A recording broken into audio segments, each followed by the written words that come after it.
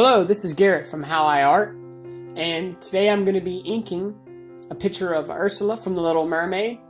I wanted to do a pinup style, wanted to, extremely busty and very curvy, just really fun and interesting picture with the tentacles all in the background and everything.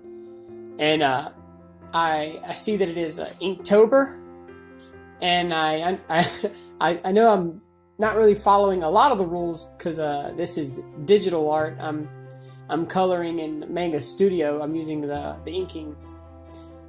ink on the software, and I'm not using traditional inking methods at all. I do have dip pens and like G pens and mapping pens and all the paper and everything like that at home, but I hate that stuff.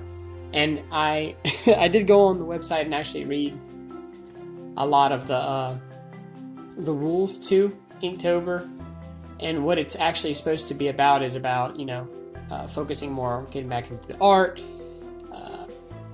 thinking about every single stroke before you make it, and really focusing on what you're doing. But that's not what I wanted to do, unfortunately. So it is the Inktober is in the title, but this is definitely a stretch for it to be called an Inktober piece. Definitely. But outside of that, I really enjoyed drawing this picture. I really had fun with it.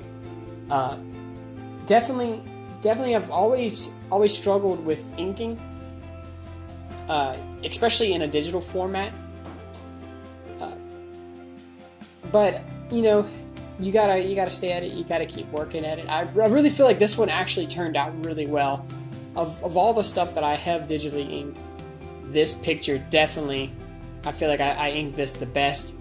I did take a long time to do this. Dear Lord, did this take me a long time, and it's kind of hard to actually see how much time and energy actually went into this when you're watching me do it in a sped up format. And if anyone out there is watching this has actually tried to ink digitally or even ink traditionally, you know exactly what I'm talking about, where it requires a lot of concentration and a lot of mental focus, and it's grueling. I hate to say it that way because I guess generally everyone paints the picture like, oh, it's just so easy, and I'm so freaking amazing or whatever. But no, it is literally work. I think I started inking this picture at like 10 o'clock in the day, and I'm fairly certain that I didn't even get finished with the inking until it had to be like 2, maybe 1. I'm sure I did. I know I a lot of times in between takes, may not have all the video, every single thing recorded, because I would stop the recording every now and then if I needed to get up and go to the bathroom, or I went and got something to drink or something like that. I would stop the recording, and the way that I record from my computer right now, sometimes I'll hit record and it will record what's on my other monitor as opposed to what I'm actually working on. So I think I have like a 15-minute video of me watching like a YouTube video or something ridiculous, which was kind of frustrating, but I wasn't about to erase 15 or 20 minutes worth of work and redo it. That was not about to happen. Definitely really was satisfied with the way the hand came out right here. It's kind of weird because I'll draw all the construction lines with the pencil, but when you come back with the ink, there is something that is a lot more concrete with the character. Because I'm definitely one of those people that I will load down my drawings with tons and tons and tons of construction lines to help me kind of get the shape of it, and I will circle something 1,000 times until I get it that perfect kind of curve, or the perfect kind of the perfect shape to something. So whenever I come back with the ink, I really can't do that as much. Your lines all have to be like 100%. You really are outlining something with it, and that is the theme of Inktober, I think, is the idea of you're reining in the mess, and which I like.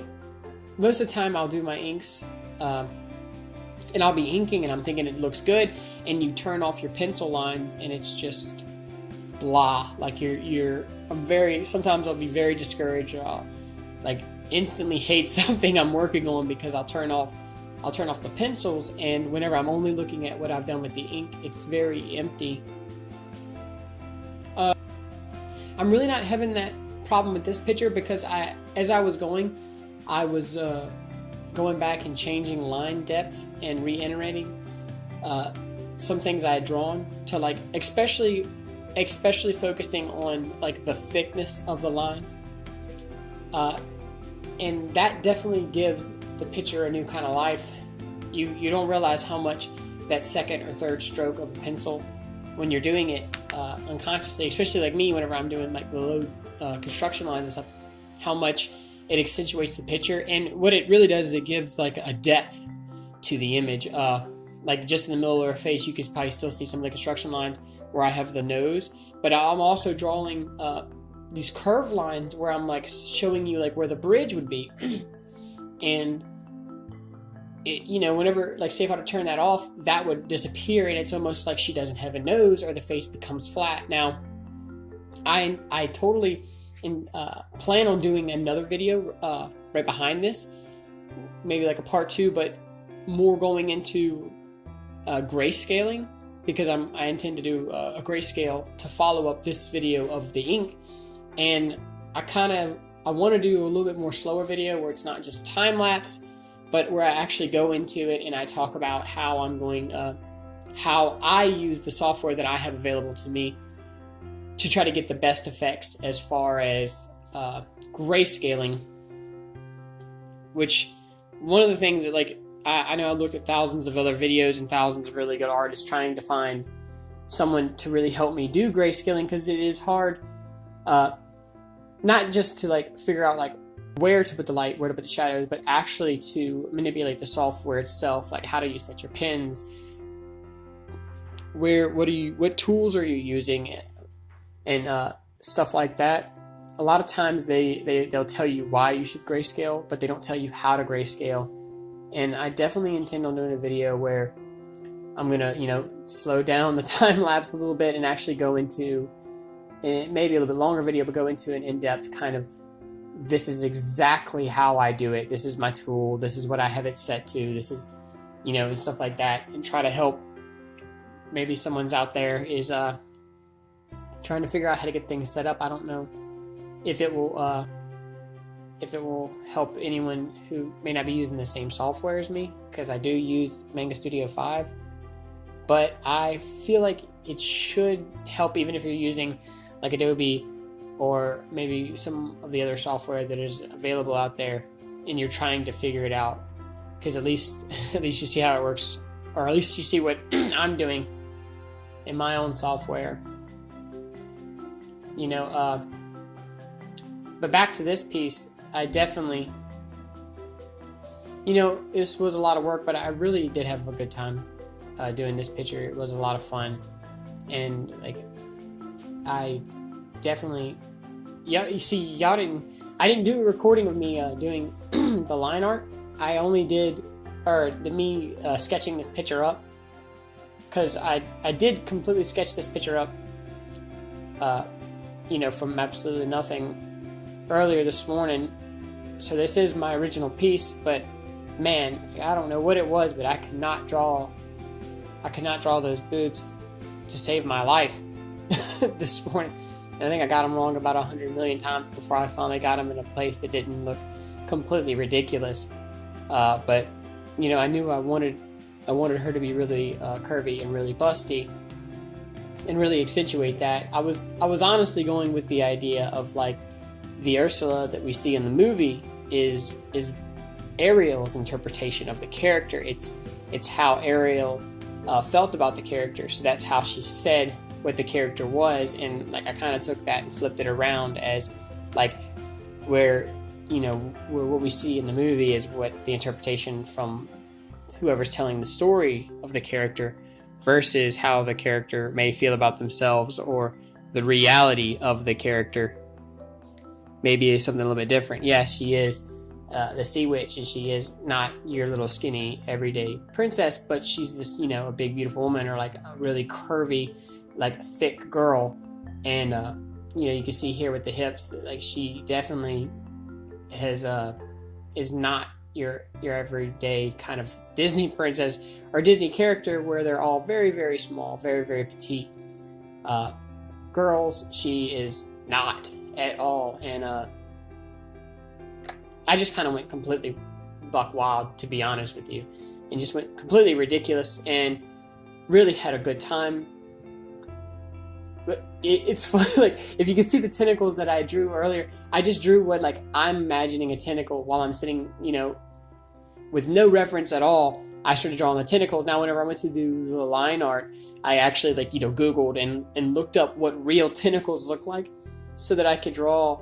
So whenever I went to ink them, they, because I've never drawn a tentacle before, like I'm not one of those weird people that likes all that tentacle crap.